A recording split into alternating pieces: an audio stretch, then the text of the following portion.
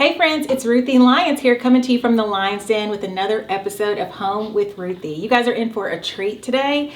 I have Ty here. She is a certified doula here in the Knoxville, Tennessee area. She's going to give us a little bit of education on what a doula is because I've heard of them, but I don't know exactly what they are and what they do. So Ty, what is a doula and what do they do?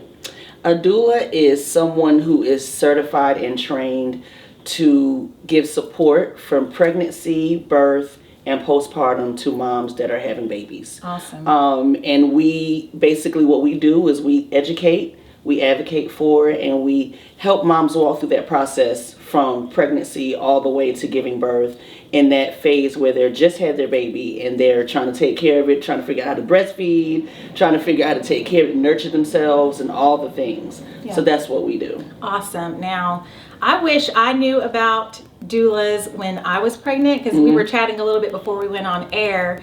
I could have used assistance like post-pregnancy, like after I had Fatima, because my mom lives out of state, and of course my dad was here, but you know. Right. So that is really neat. So what made you decide to become a doula? Well, from a very early age, I've always been fascinated with birth. Like anytime I saw a pregnant woman, I walk about looking at the stomach like this. And when I got older, I said, well, I would love to be an OBGYN. And of course, as life does, it just did not happen that way.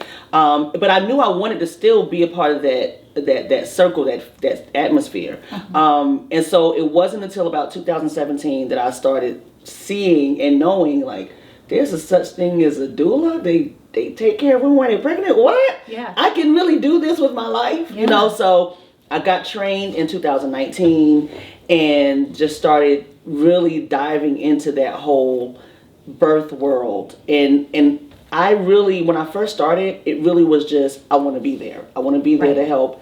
But then when I got further into it is when I started realizing how much goes on in birth, even down to like birth disparities and women not really being heard and advocated for during their pregnancy. And it really brought out the advocate in me that no, women should not be dying during birth. Women should not be suffering medical mishaps during birth, trying to bring life into the world and their life is being taken. So, you know, right now for me, it's about advocacy and support and trying to make sure these moms are having healthy pregnancies, they're educated, can advocate for themselves and bring home their baby and know how to raise them and just be supported through the whole process. Yeah, and so just from like the outside looking in, just not knowing, you know, about doulas and everything, and you know the infant mortality rate. So you know, like back in the olden days, you would hear like so and so died during childbirth, and it's like, well, people don't die during childbirth like these days, but they actually do. It's just not talked about, you know? So bringing education to that. Talk to us about infant mortality rates. So right now, just in America, Black women are 3 to 4 times more likely to die during birth than white women are. If you ever get a chance, look up the story of Kara Johnson. She's a woman from California that perfectly healthy, had all the money in the world, went in to have her baby and had a cesarean section, and her husband noticed there was something going on and she was kind of unresponsive a lot of times, and she was bleeding out and they didn't really take it seriously. They kept trying to get them to take her seriously and examine her, and by the time they even did anything, she passed away. Yeah, I mean, and not even like from a pregnancy standpoint, but there's been times where I go to the doctor because I know something's wrong, and it's kind of just, oh, take this, or I'm like, but that's not gonna fix the problem. So I can totally see why that happens.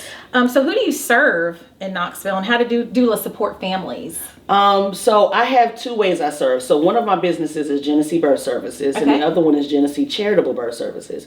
So I have 2, and one of them I serve everybody, but I also have a nonprofit for women that cannot afford to pay for doula services. So Black, white, green, yellow, I don't care who you are, I want you to be supported. My passion is making sure that people of color are supported and advocated for because, like I just said, our infant mortality rates and maternal death rates are so doggone high. You know, so that's awesome. Yeah, giving back is just amazing.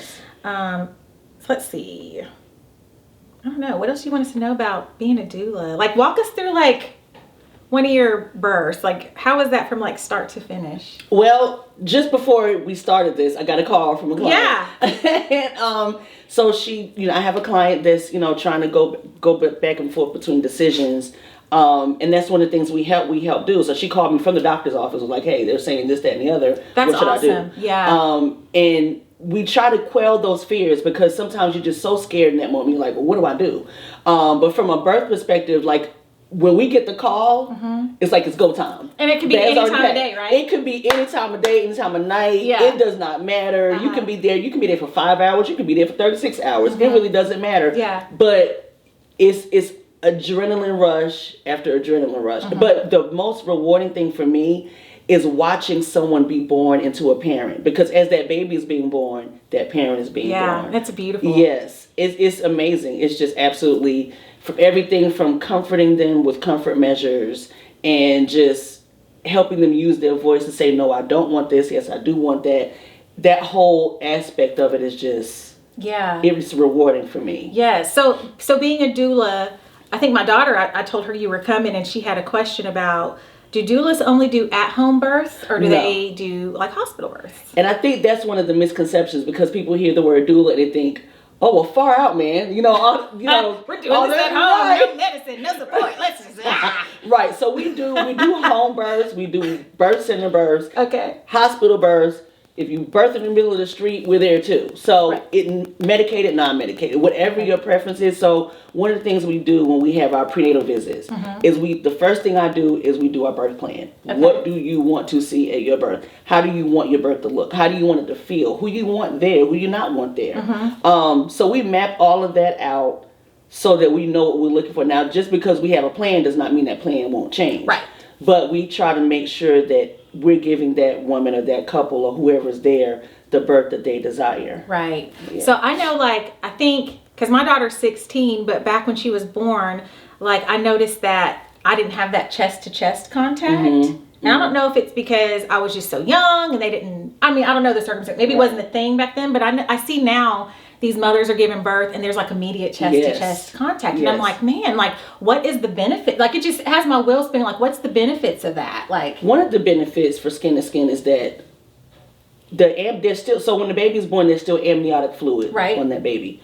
That breast milk, that baby is laying so close to the breast, they can smell that and they know that's their mom. Like, they know that smell, they know that feel, and that warmth and that bonding. Yeah. So that's all encompassing of that moment, having that skin to skin. That's significant in the first hour or so after birth. Even if the father wants to do skin to skin, just to get that bonding time with that baby and let that safety and that love be felt, because babies are very intuitive. They can feel all of that. Yeah. And they need that to be able to feel connected, because they've come out into this world, they're screaming and crying and it's cold. Right.